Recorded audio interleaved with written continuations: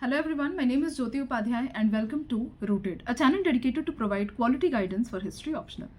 Now, if you are preparing for history optional and you want a structured approach with PYQ discussions, daily targets, as well as high quality exam oriented notes, then join my Telegram channel that is Rooted History Optional for UPSC, right? The link is provided in the description. Now, let us begin with today's topic, that is Mesolithic age and its transitions.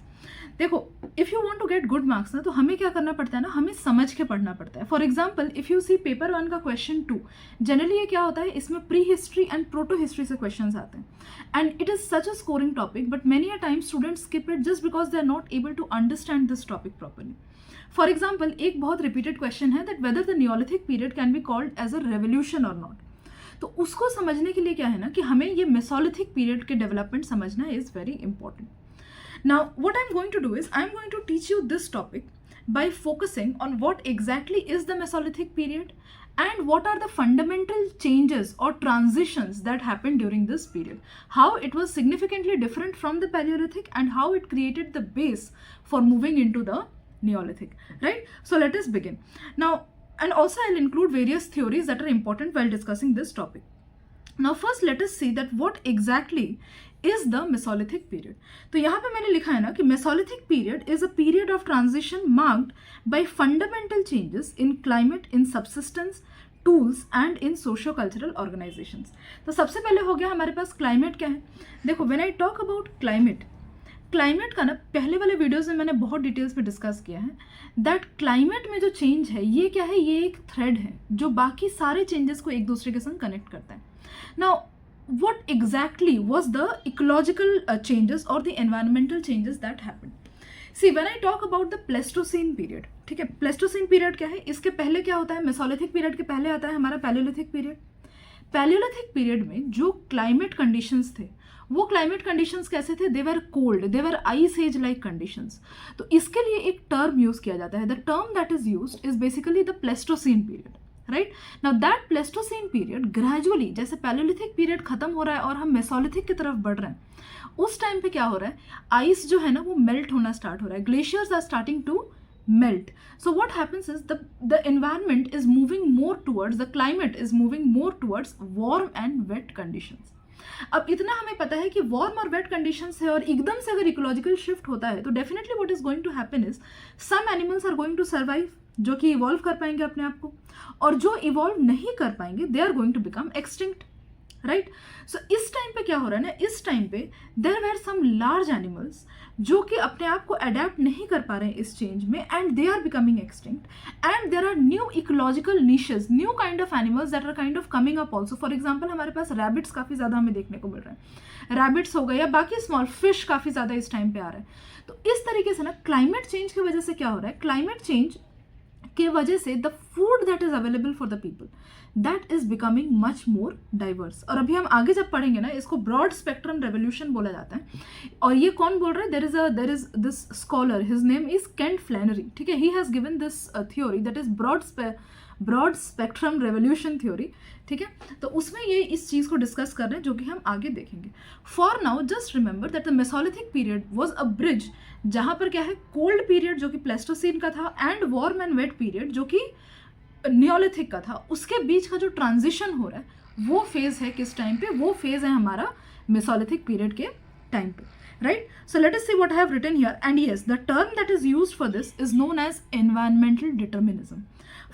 Let us just read out. Here I have written is the end of the Pleistocene was marked by retreating glaciers, rising temperature and expanding forests. Definitely warm and wet conditions में क्या होगा, forest भी आएंगे. So when forest comes, as what is going to happen is नए environmental niche as in कि नए flora, fauna etc. that is also going to develop in a particular area. So we have expanding forests which created new flora and fauna. Here we Gordon Childe, और इनका बहुत जो हम Neolithic revolution की बात करेंगे तो ये वी गॉर्डन चाइल्ड का थ्योरी है और इसके बहुत सारे काउंटर आर्गूमेंट्स भी हैं जो हम नेक्स्ट नियोलिथिक वाले वीडियो में करेंगे. So we Gordon Childe, Graham Clark, H D. Sankalia, they say that the Mesolithic period must be understood through environmental determinism. मतलब एनवायरमेंट जो है वो ह्यूमंस के लाइफ को डिटरमाइन कर रहा है. उस टाइम के जो ह्यूमंस हैं उनके लाइफ को it's the environment that is dominating. But what is going to happen in the Neolithic period is कि जैसे हम एग्रीकल्चर करना सीखेंगे, the fundamental shift that happens in the Neolithic period is the discovery of agriculture. तो जब हम agriculture कर, अभी मेसोलिथिक पीरियड में एग्रीकल्चर नहीं हो रहा है, सो जब हम एग्रीकल्चर करना सीखेंगे ना, तो our control over our environment is going to increase, because now we will know how to grow food जहाँ पे हम रह रहे हैं, and we will also know कि हम अपने चॉइस के फूड्स भी उस पर्टिकुलर जगह पे एनवायरमेंट में उगा सकते हैं। समझ में आया? तो humans control over the environment is a very big factor of the Neolithic period. But here what is happening is, here it is more of environmental determinism, that is the environment is determining basically the life of the people. But again the difference is कि ये तो Paleolithic period में भी होता था, तो Mesolithic में difference क्या है? Mesolithic में ये difference है कि हम stability की तरफ बढ़ रहे हैं, हम gradually क्या है, भले agriculture नहीं कर रहे हैं, but हमारा observation, हमारा sense of season, पहले क्या होता है, रैंडमली मोबाइल कम्युनिटी बैंड्स थे, बैंड बोलते हैं इसको, ठीक है, मतलब a group of maybe 20, 30, 10 इस तरीके से people, they are known as bands. तो ये जो बैंड्स थे ना, ये बैंड्स एक जगह से दूसरी जगह पे रैंडमली मूव कर रहे हैं, ऐसा नहीं है कि वापस से वो उस पर्टिकुलर जगह पे आ रहे हैं। बहुत रेयर हो रहा है कि वापस से उस पर्टिकुलर जगह पे, जहाँ पे for example Bhimbetka caves, Bhimbetka caves क्या है, वो पैलियोलिथिक भी है, वो मेसोलिथिक भी है, ठीक है, सेटलमेंट्स। लेकिन क्या है, पैलियोलिथिक में एक सेम बैंड घूम के फिर वापस वहां पे आ रहा है, ये बहुत रेयर है, it's not common, but that is becoming common in the Mesolithic period. Why? Because this period have understanding of season, इस पर्टिकुलर सीजन में यहाँ पे रिसोर्सेज ज़्यादा मिलेंगे। फॉर एग्जाम्पल मॉनसून में वो रिवर के काफ़ी पास जाके रह रहे हैं, बिकॉज उसमें क्या है, उसमें फिश अवेलेबल होगा for in abundance. Then what is happening in much more drier seasons, in warmer kind of seasons, वो क्या आ रहे हैं, वो ऐसे जगह पे जा रहे हैं जहाँ पर हंटिंग के लिए ज़्यादा अवेलेबल होंगे एनिमल्स, ठीक है। तो इस तरीके का शिफ्ट जो हो रहा है वो हो रहा है पैलियोलिथिक पीरियड में। So our control over the environment in the Mesolithic period is not absolute, but still what is happening is we are moving towards that direction. It is better than that it was in the Paleolithic period. So H.D. Sinkhalia, what he says, he highlights how the Indian Mesolithic period exhibits regional divergence due to diverse ecological zones. अब क्या है कि India में क्योंकि इतना बड़ा country है, ठीक है, नियोलिथिक पीरियड में एक क्वेश्चन भी आया था कि रीजनल कल्चर्स के ऊपर फोकस करते हुए कि, और सेम अबाउट मेसोलिथिक पीरियड की जब हम बात करते हैं, मेसोलिथिक पीरियड में फॉर एग्जांपल हमारे पास बागोर है, ठीक है, सराय नहर राय है, तो इस तरीके से जो बहुत सारे हमें फॉर एग्जांपल नॉर्थ में जिस तरीके के हमें सेटलमेंट्स देखने को मिल रहे हैं, फॉर एग्जाम्पल पिट ड्वेलिंग्स जो हमें नॉर्थ में देखने को मिल रहा है, वो हमें कहाँ पे देखने को नहीं मिल रहा है, यूपी में देखने को नहीं मिल रहा है, गैंजेटिक वैली में, जहाँ पे ओपन एयर शेल्टर्स बहुत ज़्यादा हैं। तो इस तरीके से because India is such a diverse ecological zone, तो इसमें क्या है, अलग अलग ये H.D. सिंघालिया जो है ना, वो इस चीज़ पे फोकस कर रहे हैं कि किस तरीके से रीजनल डाइवर्जेंस हमें देखने को मिलता है इंडिया में, ठीक है। इसके ऊपर भी आर्गूमेंट्स एंड काउंटर आर्गूमेंट्स हैं जो हम आगे देखेंगे। Next we move towards technological change, ठीक है। Now this is very important. Technological change क्यों इंपॉर्टेंट है? सबसे पहली बात तो यहाँ पे we have the emergence of microliths. Microliths and microliths are very important. इस पे हमें एक पूरा क्वेश्चन आ सकता है हमारे पास कि माइक्रोलिथ्स का सिग्निफिकेंस क्या है, ठीक है। अभी मैं बताऊंगी what is the significance of microliths, listen to it very very carefully. देखो माइक्रोलिथ्स क्या है ना, microliths show a significant cognitive leap, मतलब ह्यूमंस के सोचने का जो तरीका है। बिकॉज एक माइक्रोलिथ क्या है, एक माइक्रोलिथ एक बहुत ही स्मॉल 1 to 3 सेंटीमीटर्स के रेंज का एक इंस्ट्रूमेंट है। इंस्ट्रूमेंट मतलब crude stone kind of tool हम बोल सकते हैं, जिसको आप अकेले यूज नहीं कर सकते, you have to attach it to something, understood. और अगर हम क्रूड स्टोन टूल जो पैलियोलिथिक पीरियड में थे, उनका साइज क्या होता था, उनका size used to be bigger, तो एज रिक्वायर्ड आप उसको तोड़ के प्रॉपर साइज अपने रिक्वायर्ड साइज के हिसाब से ऑन द स्पॉट भी कर सकते थे। That is not possible with microliths because microliths are small and they are meant for a specific purpose. So just creating a microlith means कि आपने ये सोचा है कि आपको इसको क्या करना है, एक it is component of a tool, मतलब कि आपने ये सोचा है कि ये टूल है, उसके संग मुझे ये अटैच करना है। तो यू ऑल्सो हैव थॉट कि इसको मैं किस तरीके से मैं अटैच करूंगा। Also you have thought before hand कि ये जो टूल है इसको मैं किस तरीके से यूज करने वाला हूँ या करने वाली हूँ। समझ में आया? So this shows the emergence of microlith, it shows sequential thinking, मतलब you are imagining in your mind beforehand कि this is how the tool will look like when it is finalized, this is what I'm going to use and this is what is the purpose of this particular tool. So that shows the cognitive development that brings the symbolism or the significance of the microliths, right? Now let us see it even further. तो यहाँ पर क्या बोल रहे हैं, microliths represent planning, specialisation, standardisation, indicating advance cognitive skills. How? Because large tools could be use directly. ये जो मैंने पूरा प्रोसेस बताया. अब इसमें से एक चीज़ हमें जानना इंपॉर्टेंट है कि हम माइक्रोलिथ्स पे क्यों आ रहे हैं. प्लेस्टोसीन पीरियड में ऑलरेडी कोर टूल्स वर अवेलेबल, तो हम कोर टूल्स से शिफ्ट करके माइक्रोलिथ्स पे आ रहे हैं. कुछ तो ज़रूरी रहा होगा ना. There must be some reason for this. So the reason for this is कि पहले लार्ज गेम हंटिंग होता था. लार्ज गेम हंटिंग क्या है? Large game hunting is a term that is used to denote कि हम बड़े एनिमल्स को हंट कर रहे हैं. For example let us assume bison. Bison क्या है? बड़ा एनिमल है. उसको हंट करने के लिए हम छोटे छोटे माइक्रोलिथ्स उतना ज़्यादा यूजफुल नहीं है. बट बाइसन को हंट, बट फॉर एग्जाम्पल अगर हमारे पास ज़्यादा अवेलेबिलिटी है छोटे छोटे एनिमल्स की, फॉर एग्जाम्पल रैबिट्स, फिश, तो इसके लिए बड़े टूल्स काम में नहीं आएंगे. You need precise smaller microliths, right? So because of environmental changes, as I told you, environment changes, this climatic change is the thread. So because of climatic change or environmental change, the large animals, the number of large animals are decreasing. These small the number of this small organisms are increasing, so they modified the tools accordingly. ठीक है, ये समझ में है. Next is, so they are also, yes, this point that I was explaining, they are designed to be components of composite tools. What the meaning is कि for example पहले use होता था हैंड एक्स. हैंड एक्स मतलब क्या है? इस तरीके से हमने एक स्टोन जो है, एक बड़ा सा स्टोन लेकर के, ये पैलियोलिथिक पीरियड. हैंड एक्स कहाँ पे आ रहा है? ज़्यादातर is the symbolism of Palaeolithic period. कि आप इसको एक्स आप अगर एक बना रहे हो, मतलब इस तरीके का अगर एक्स है, ठीक है, अटैच कर रहे हैं इस पे, इसको generally it is attach like this. This is a part of the Mesolithic period. ठीक है, axe that is attach to something. But this is hand axe, मतलब कि आपने बस ये वाला पोर्शन बनाया है and you are holding it in your hand and you are using it to chop something. Understood? So this is crude. लेकिन जब आप इसको कॉम्पोजिट टूल के संग जोड़ के यूज कर रहे हो, ये एडवांस थिंकिंग दिखा रहा है. प्लस ये और क्या दिखा रहा है? ये दिखा रहा है आपका knowledge of hafting. Hafting basically means to join. जो थ्रेड से आप यूज़ करोगे, थ्रेड हो गया या फिर रोप वगैरह कुछ हो गया, जिसको हम स्न्यू बोल रहे हैं. ठीक है, मतलब ये दोनों चीज़ तो मुझे जोड़ना भी पड़ेगा ना, तो उसको जोड़ने के लिए जो टेक्निक यूज़ हो रहा है, जो सामान यूज़ हो रहा है, समझ में आया? That is there. So I also told you how it shows sequential planning, that is mental planning, not only the tool but also how they will use the tool during hunting and so on. So this shows standardization and specialization. Yes, this is also very important because हमें जो microliths मिले हैं, many a times same size के microliths हमें मिल रहे हैं, same shape के microliths हमें मिल रहे हैं. एक just a minute. Yes, तो सेम शेप के एंड सेम साइज के माइक्रोलिथ्स मिल रहा है. ये क्या दिखा रहा है? ये दिखा रहा है, एक तो हो सकता है standardisation. Maybe there were a dedicated group of people जिनका काम क्या था? जिनका काम ही था माइक्रोलिथ बनाना. तो they were making standard microliths. As well as what we say is specialisation. कि वो क्या है?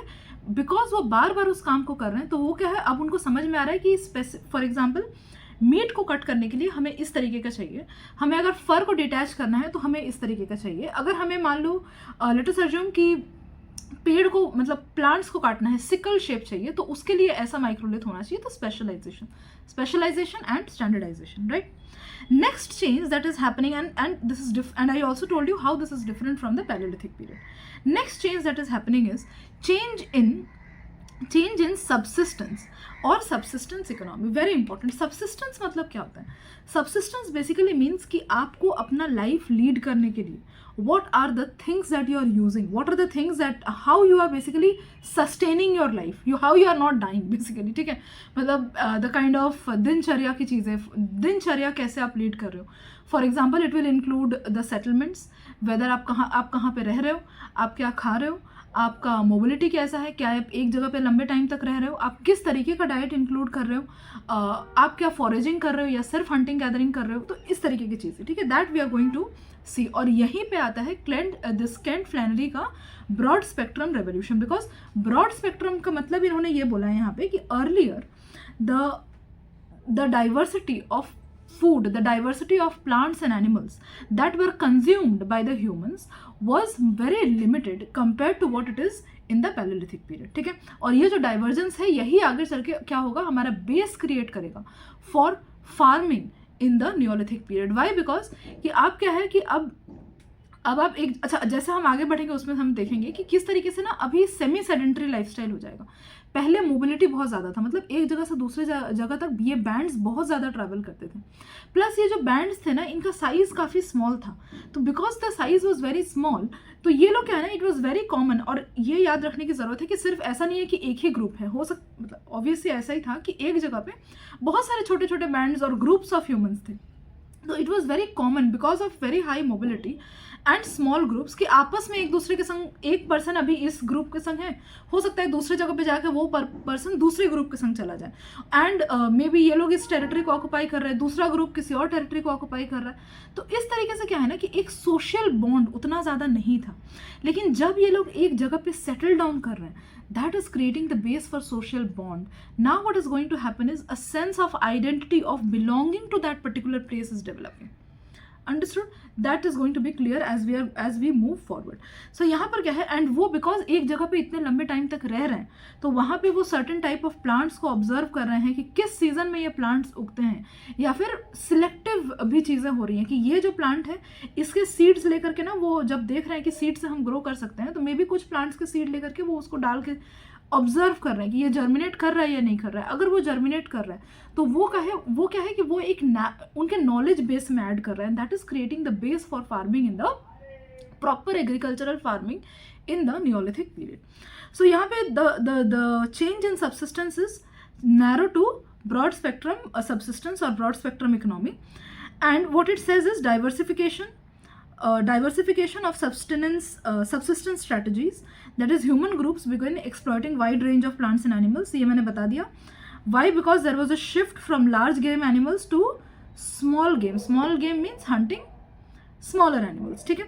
So they started fishing, collecting shellfish, hunting small animals, gathering wild cereals, fruits, nuts and seasonal exploitation. Also because now with warmer and wetter climates ये चीज़ें और ज़्यादा available हैं.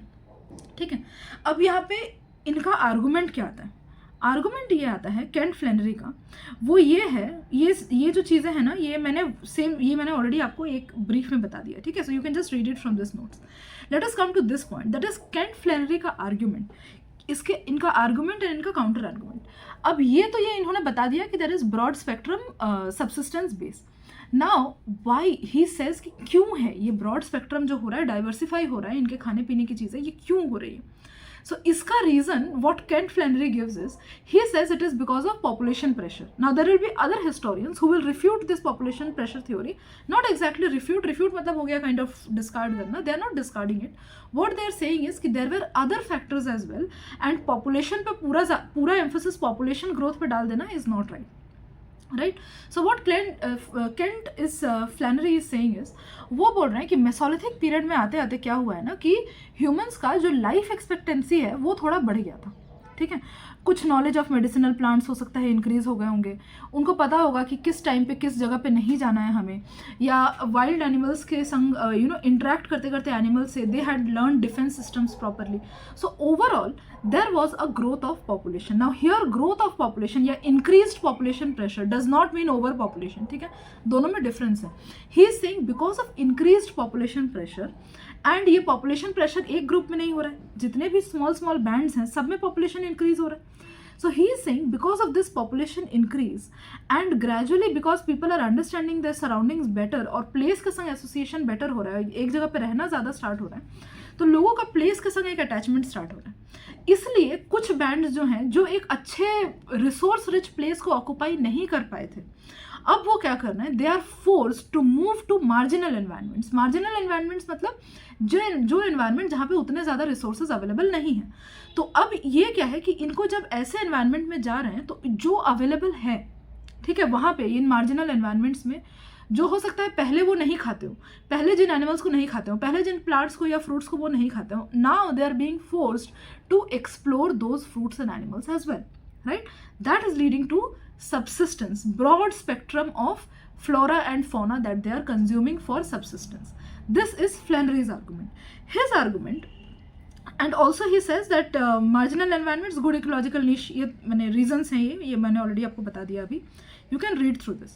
Criticism is criticism of Flannery's argument, तो यहाँ पर क्या है ना, लोग ये बोल रहे हैं, मतलब बाकी स्कॉलर्स ये बोल रहे हैं कि पॉपुलेशन प्रेशर जो है हम उसको सोल फैक्टर नहीं मान सकते हैं। तो अगर हम पॉपुलेशन प्रेशर को सोल फैक्टर नहीं मानेंगे तो और क्या फैक्टर्स हैं। अब इसमें कुछ स्कॉलर्स हैं जो जस्ट इसका ऑपोजिट बोल रहे हैं। इन्होंने क्या बोला था, इन्होंने बोला था कि मार्जिनल एनवायरमेंट्स में जाने की वजह से हो रहा है। Now these people what they are saying is कि हो सकता है कि एक रिसोर्स अबंडेंस एरिया में पहुंचे हों, कि एक एरिया जहाँ पे एक पर्टिकुलर टाइप ऑफ रिसोर्स जो है ना कि वो बहुत ज़्यादा अवेलेबल है, या फिर वैरायटी ऑफ रिसोर्सेज भी हैं बट अबंडेंस में अवेलेबल है। तो अब क्या है कि ये लोग हो सकता है जहाँ से आए हैं, ठीक है, वहाँ पे ये लोग कुछ रिसोर्स कंज्यूम करते होंगे। तो now what they are doing is they are trying to grow those things here. They are the term that has been used is engineering ecosystems, that is niche construction. तो हो सकता है कि वो चीज़ें इनको इतना अगर समझ में आ गया था कि सीड्स से हम चीज़ें ग्रो कर सकते हैं, तो maybe they are bringing those seeds, they are bringing some of those plants and planting in the new place where they are staying, जहाँ पर कुछ रिसोर्सेज अबंडेंस में हैं, वहाँ पे वो क्या कर रहे हैं, वो इंजीनियर करने की कोशिश कर रहे हैं उस इकोसिस्टम को। सो this is another theory that is given, that is resource abundance theory. Another thing that is said is कि एनवायरमेंटल चेंज, इस पे काफ़ी ज़्यादा फोकस किसने किया है, लुइस बिनफोर्ड। इन्होंने ही has said that environment change और एनवायरमेंटल शिफ्ट जो था पोस्ट प्लेस्टोसिन पीरियड का, that is the moving from ice age to warmer conditions, इस पीरियड में जो क्लाइमेट चेंजेस हो रहे हैं उसके वजह से नए निश निकल के आ रहे हैं। For example the example that he has used, for example coastal conditions, because glaciers were melting, so what is happening is कि कोस्ट जो है ना, ये वाइड सी वॉल्यूम एक्सपैंड हो रहा है, रिवर के वॉल्यूम्स एक्सपैंड हो रहे हैं, तो स्पेशली सी का जब वॉल्यूम एक्सपैंड हो रहा है तो कोस्ट भी बड़े बड़े कोस्ट निकल के आ रहे हैं, ठीक है, पहले छोटे कोस्ट थे। तो now what is happening is the coastal conditions created environmental shifts, for example sea level rise, created specific optimal coastal conditions which along with population growth disequilibrium in those specific niches and pushed people into marginal areas. Basically what he says is it's also climate change is also basically another important factor that might have led people to diversify their base. For example कुछ जो हैं वो coastal areas में जाकर के बस गए हैं for a long period of time, तो वो क्या है कि वहाँ की चीज़ों को ज़्यादा यूज़ करने लगे हैं, ठीक है। Next what we come is change in settlement pattern and mobility. Next change जो हमें देखने को मिल रहा है वो हमें देखने को मिल रहा है in settlement pattern. Settlement pattern मतलब कि ह्यूमंस कैसे रह रहे हैं, are they staying in a place for long period of time, if they are staying then where are they staying, ठीक है। So here the question is कि कहाँ रह रहे हैं, इसमें क्या चेंज है, एंड वो कितने दिनों के लिए रह रहे हैं, that is how long, for how long exactly are they saying, these are the two things that we have to remember. अब वेयर की अगर हम बात करें तो वो क्या है, वो इन तीन जगहों पर रह रहे हैं, ठीक है। अच्छा, ये यहाँ पे ये 3 पॉइंट जो मैंने लिखा है, इट इज़ अबाउट कि what was the need basically, कि क्यों वो ये जो चेंजेस हम देखेंगे आगे सेटलमेंट पैटर्न मोबिलिटी में वो क्यों हो रहे हैं, तो ये मैंने ऑलरेडी ऊपर एक्सप्लेन कर दिया। So what were the changes, कहाँ रह रहे हैं वो, एक हो गया सीजनल कैंप्स में रह रहे हैं, मतलब कुछ दिन के लिए सीजन के बेसिस पे एक जगह पे रह रहे हैं वो। As I told you, for example monsoon season में कोस्टल्स के एरिया के पास ज़्यादा लंबे टाइम तक रह रहे हैं। Next is rock shelters. Rock shelters basically means caves, ठीक है, and open air sites near water sources, right.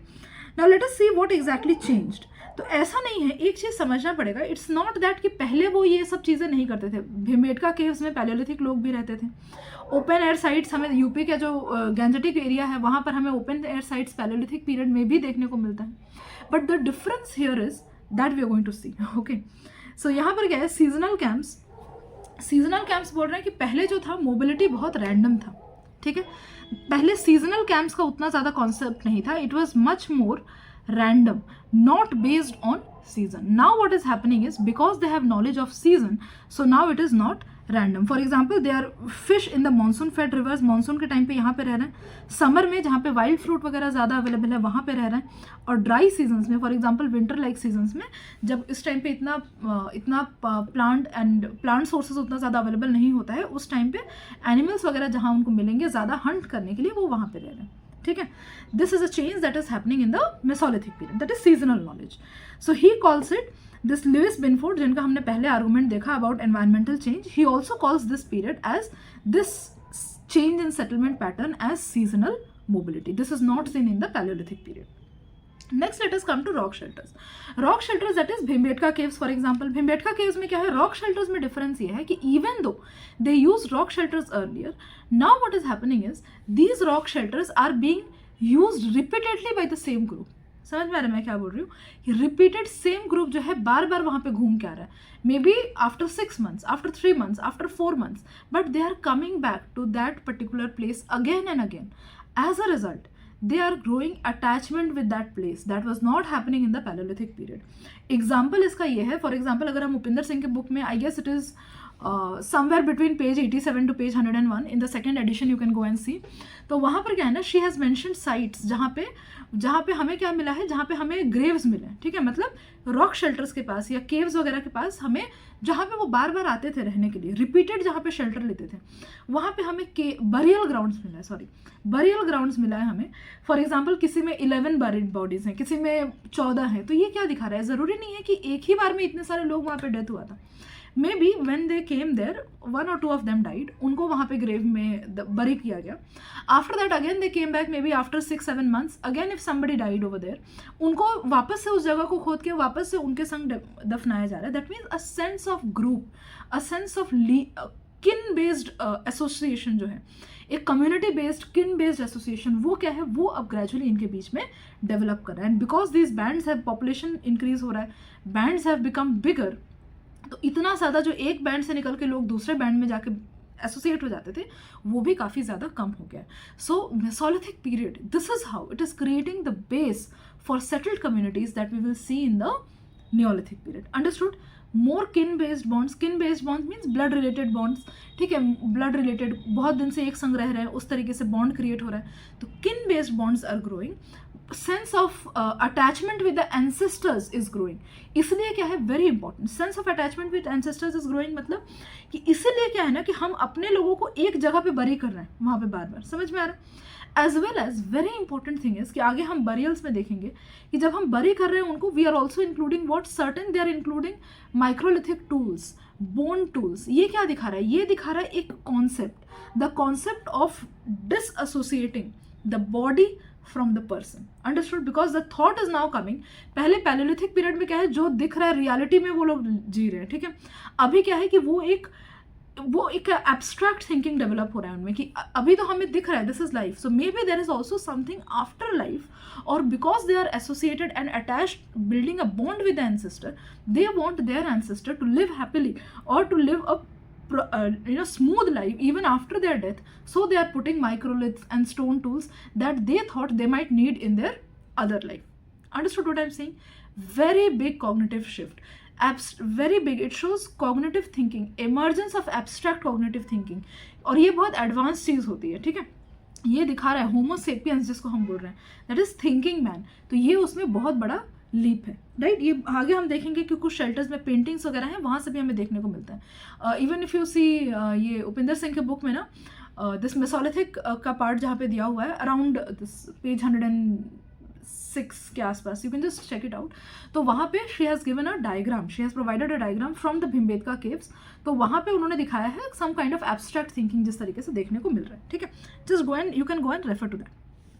Okay, rock shelters में क्या है, रॉक शेल्टर्स के बारे में मैंने बता दिया. They provided readymade protection. Why rock shelters? Readymade protection from rain and they were much more convenient compare to building them, ठीक है. They were communities reuse rock shelters intensively as semi permanent habitations, ठीक है ना, often associated with art and ritual, जो हमें caves के ऊपर देखने को मिलता है. अभी हम आएंगे आर्ट एंड रिचुअल्स पे. So this is there about rock shelters. Next is open air settlements and water sources. I already told you about open air settlements and water sources. What it means is कि now what is happening, because water source provide fish and aquatic life, animals coming, open air settlements क्यों है इसके पास? Because अपने defence के लिए, तो defence कैसे करना है, मोटा मोटी इन लोगों ने वो चीज़ तो डेवलप कर लिया है, वैसे टूल्स वगैरह डेवलप कर लिए हैं. एंड यहाँ पे क्या है, जब वाटर बॉडीज के पास आप रहते हो ना, it becomes easier to spot animals who are coming to drink water. तो क्या है कि you can hunt them easily. Understood? Plus यहाँ पे क्लाइमेट्स भी होता है, वो कंपैरेटिवली फेवरेबल होता है. लेट अस अज्यूम कि पिट बरियल जो है वो कोल्ड क्लाइमेट्स में हमें ज़्यादा चाहिए, लेकिन जहाँ पे रॉक शेल्टर्स हमारे पास उतना ईजिली अवेलेबल नहीं है, वहाँ पे क्या है, open air shelters in favourable environments are good enough, ठीक है. So they are staying there. Along with this, very important, because mesolithic period में पॉटरी डेवलप नहीं हुआ है, ठीक है। There is no formal pottery. Formal pottery का मतलब ये है कि प्रॉपर एक फैक्ट्री में, मतलब फैक्ट्री एज इन कि स्पेशलाइज्ड पॉटरीज बन रहे हैं जो कि उस कल्चर के डिस्टिंक्ट पॉटरी टाइप हम बोल सकते हैं, वैसा इमर्ज नहीं हो रहा है मेसोलिथिक पीरियड में। There are potteries, for example handmade pottery, जो कि जनरली क्रूडली हम बनाते हैं, ठीक है, that handmade pottery is available. तो इसमें ये बोल रहे हैं ना कि वाटर बेस्ड साइट के पास इसलिए ये लोग रहते थे बिकॉज पानी इज वेरी नेसेसिटी, और क्योंकि उनके पास प्रॉपर पॉटरी नहीं था तो उसको दूर तक वो कैरी नहीं कर सकते, तो generally they used to stay near water bodies, ठीक है। So in India, sites like Bagor, Langnaj, Sarai Nahar Rai, which are these are basically sites in MP and UP जो कि river bodies के पास हैं. So according to R.S. Sharma, water proximity was structural necessity and not a choice. Definitely it was a necessity and not a choice. Right? So this is this. अब next जब हम आते हैं, ये जो same चीज़ अभी मैंने बताया उसी का एक ब्रीफ है. Next is let us come to change in social organization and burial. Social organization, as I told you, कि small kin shape, इसका मैंने ऑलरेडी एक्सप्लेन किया अभी पहले कि किस तरीके से क्या है कि हम केव के जरिए समझ सकते हैं कि ये लोग बार बार क्या है, बार बार वो लोग उस पर्टिकुलर जगह पे आ रहे हैं। पॉपुलेशन इंक्रीज के संग जो मोबिलिटी था, मतलब एक ग्रुप को छोड़ के आप दूसरे ग्रुप में जा रहे हो, दूसरे ग्रुप से छोड़ के इस ग्रुप में आ रहे हो, वो चीज़ उतना पॉसिबल नहीं है। सेंस ऑफ टेरिटरी डेवलप हो रहा है because groups are size is increasing, resource भी हमें ज़्यादा चाहिए। तो आप अगर एक अच्छा टेरिटरी आपने ऑक्यूपाई किया है तो नाउ यू आर डेवलपिंग कि ये जो रिसोर्स रिच टेरिटरी है दैट इज़ आवर टेरिटरी। आपने अगर कोई सीड से किसी चीज़ जगह को कल्टिवेट किया है जो कि initial stages of farming, not exactly farming but experimental part, तो वहाँ पे यू वांट कि नेक्स्ट टाइम जब ये मतलब when it bears fruit in the next season we have to be here. Sense of territory, burial ground पे हमें क्या दिखाना है, sense of territory. And because sense of territory है एक kind of group and because mobility कम है तो एक ग्रुप बॉन्ड डेवलप हो रहा है, ठीक है। उसी को यहाँ पे मैंने एक्सप्लेन किया। So you can just read through that. Next इसमें कुछ ओपिनियन है। For example K Paddayya, he says that describes the mesolithic societies as one of structural egalitarianism. Yes, what he says is कि अभी कोई क्लास हायरार्की डेवलप नहीं हुआ है। Class hierarchy means what कि रिच एंड पुअर, इसके पास इतना ज़्यादा ये होर्ड कर रहा है रिसोर्सेज, ये इसके पास इतने ज़्यादा चीज़ें होर्ड की हुई हैं, इसके पास कम चीज़ें होर्ड की हुई हैं, ये सेंस अभी भी डेवलप नहीं हो रहा है। Why? Because still there is the skin based group, there is sharing. अभी भी semi village communities exactly develop नहीं हुए हैं। अपना घर, अपना एरिया, ये चीज़ अभी भी डेवलप नहीं हुआ है, मतलब अपना as an individual family based, ठीक है। अभी भी क्या है कि एक बड़े ग्रुप के संग, किन के संग एसोसिएट कर रहे हैं, वो कम्युनिटी के संग एसोसिएट कर रहे हैं, ये सेल्फ इंडिविजुअल प्रॉपर्टी अभी तक डेवलप नहीं हुआ है। So now what is happening is there is structural egalitarianism, there is no class hierarchy but clear social roles. Clear social roles का मतलब है कि for example let us assume कि एक सोसाइटी में क्या है, we have women, we have young man. Women में भी हमारे पास डिवीजन है, old women, young women, young man, old man. तो ओल्ड मैन के क्या होगा, they have knowledge and experience, वो क्या करेंगे, लेकिन अब वो हंटिंग में उतना ज़्यादा नहीं जा सकते हैं, तो they will pass on the knowledge to these younger groups जो कि मेनली हंटिंग करेंगे। फॉरेजिंग हो गया या गैदरिंग हो गया, उसमें हमेशा से विमेन का रोल ज़्यादा रहा है। इसलिए बोलना है कि women were the ones who basically started this farming thing, major role in starting of farming. Because ये लोग हंटिंग पे women use to go but many women use to stay back and they use to gather. तो ये जब gather कर रहे हैं ना तो इनको knowledge of plants and fauna बहुत ज़्यादा हो रहा है, ठीक है। तो स्पेशलाइज्ड रोल्स, डिविजन ऑफ यही बोल रहे हैं, क्लियर सोशल रोल्स एक काइंड ऑफ डिवाइडेड है जो कि अभी एमर्ज कर रहा है, जो कि सॉलिडिफाई होगा कहाँ पे, नियोलिथिक पीरियड में। Division of labour, gender and age based division of labour, collective activities like hunting, fishing, food gathering. अब यहाँ पर एक चीज़ है कि रॉक पेंटिंग्स, ये हमें कैसे पता चल रहा है, ये जो मैंने बताया कि जेंडर बेस्ड रोल डिफरेंस हो गया या फिर young man and old man का हो गया, ये हमें कहाँ से पता चल रहा है। One of the examples to one of the sources to know this is basically the rock paintings that we are finding in caves. For example Bhimbetka caves के ऊपर जो रॉक पेंटिंग्स है अंदर, उसमें देखा जा रहा है कि विमेन जो है जनरली वो प्लांट के संग एसोसिएटेड एक्टिविटीज़ में ज़्यादा दिखाई दे रही हैं, और जो हंटिंग वगैरह एक्टिविटीज़ है उसके संग मेन ज़्यादा दिखाई दे रहे हैं। जो ओल्डर मेंबर्स हैं वो क्या है, वो हमें ज़्यादा एक ग्रुप में दिखाई दे रहे हैं, इन एक्टिविटीज़ में उतना एसोसिएटेड दिखाई नहीं दे रहे। We know there was coordinated action also. Why? Because dancing वगैरह के सीन्स जब देखने को मिल रहे हैं तो हमें एक ऐसा नहीं है कि कोई इधर कमर कर रहा है उधर मतलब I hope you understand what I mean is कि coordinated steps, okay, that kind of a thing. So that was also something that had developed by them. Coordinated social action, not individual survival. Overall, Mesolithic social organization required planning, communication, and role differentiation beyond simple survival bands, जो कि simple survival bands हमारे पास कहाँ पे थे, Palaeolithic period में, बस hunting gathering कर रहे हैं और कुछ नहीं कर रहे हैं, और उतना लाइफ एक्सपेक्टेंसी होता भी नहीं था। Even in the Mesolithic period life expectancy ऐसा नहीं है कि 50-60 साल है, it is average is almost 30 भी बहुत ज़्यादा है, समझ में आ रहा है मैं क्या बोल रही हूँ। सो these kind of things. Next is social identity. Again, I talked about this ki how this strong group identity is developing because of population increase, sticking together for a long period of time. Memory of the ancestors, जो कि मैंने grave burials वगैरह के बारे में बताया. Emotional attachment to a particular place, that also I told you. Why? Because they are staying now for a long period of time in a particular place, maybe even for seasons, जो कि पहले उतना available नहीं था. वो वहाँ पे painting कर रहे हैं, वो वहाँ पे लंबा टाइम स्पेंड कर रहे हैं, वो वहाँ पे अपने एंसेस्टर्स को बरी कर रहे हैं. And I also told you about the significance of burial, कि उनके संग, because sense of attachment with the ancestors. पहले क्या है, in the palaeolithic period they were moving to some, migrate कर रहे हैं, बॉडी जो है वो, if somebody is dying that simply leaving the body back and moving forward. तो वो प्रैग्मेटिक उनके हिसाब से जो अप्रोच था वो उस अप्रोच को लेते थे. अभी with burials and things in the burial shows attachment to the ancestors. So there is change of social identity, there is association with ancestors, association with a place, and strong group identity because of staying together for a longer period of time.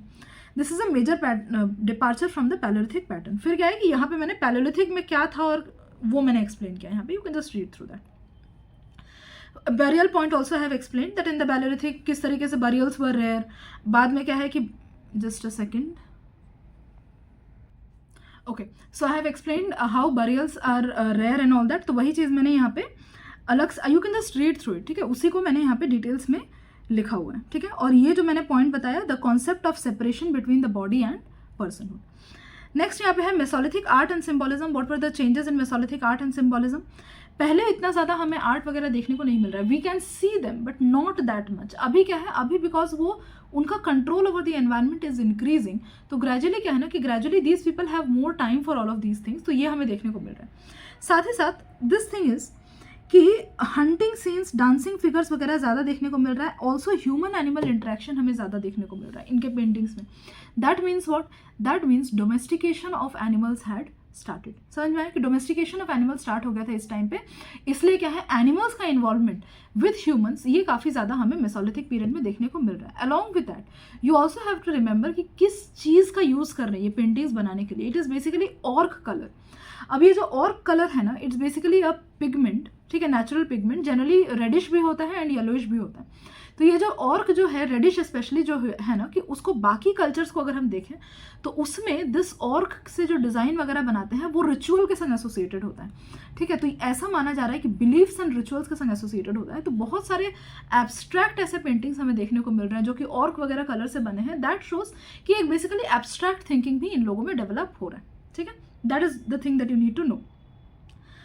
Okay, so finally if you wind it up and we say कि importance of mesolithic period क्या है. There was a transitional significance from palaeolithic to neolithic. किस किस चीज़ में transition हो रहा है, from food gathering to food management. High mobility to, पहले क्या था, in the palaeolithic period there was high mobility, frequently they used to move from one place to another. Now we have seasonal mobility. There was big game shift to small game or a diverse subsistence. Then definitely I told you about this broad spectrum subsistence. Knowledge about flora and fauna is increasing. Then we have foundations of agriculture. Why? Mostly because of they identified useful plants. That is because of along with usage, knowledge of seasons, and there was practiced proto cultivation. Yes, very important. Proto cultivation क्या है? Proto basically means what? Proto basically means in a crude form.